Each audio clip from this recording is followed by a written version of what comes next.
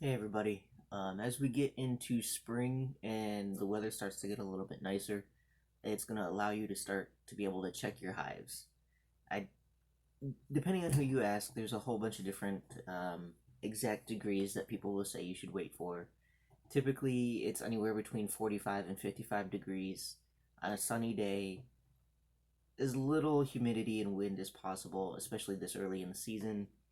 Then you can go ahead and pop the top and check on your bees. For me, a good rule of thumb is if the bees are flying and it's above about the 45, 50 degree mark at least, then you can go ahead and check. Uh, a couple of things to look for are going to be the dead outs. That's where you're going to find out for sure if your colony actually made it over winter and is successful for the next season. A few things to look for are going to be small colony numbers, small clusters. In the top portion of the hive of the colony, very little numbers, probably not moving a whole lot.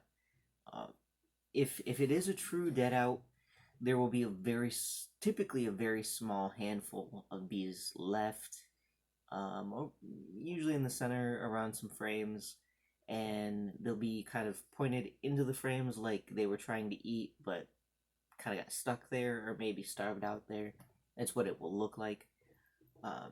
Those you can go ahead and brush the bees out, all the dead bees out, and decide what to do with the comb later. You can save it for a future hive, future colony.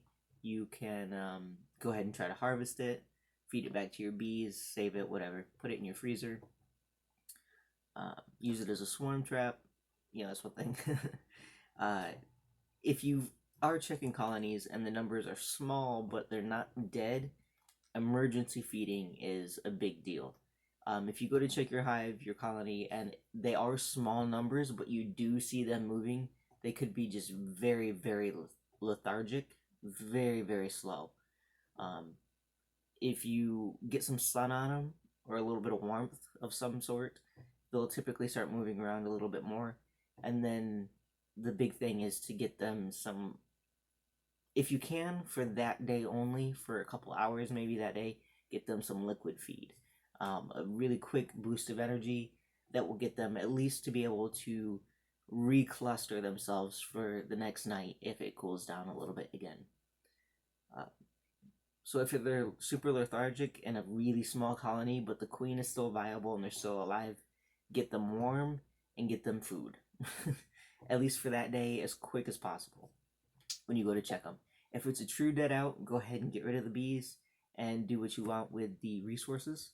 And if it's a colony that is doing really well, still moving around pretty well, still I would say at this point in the year, make sure they have food, check their food resources, but they should be okay. That's kind of my little PSA on dead outs and kind of what to look for. It's pretty easy fix as well. Just make sure you continue, once you do get that liquid feed on for the day, get their energy up, get them moving.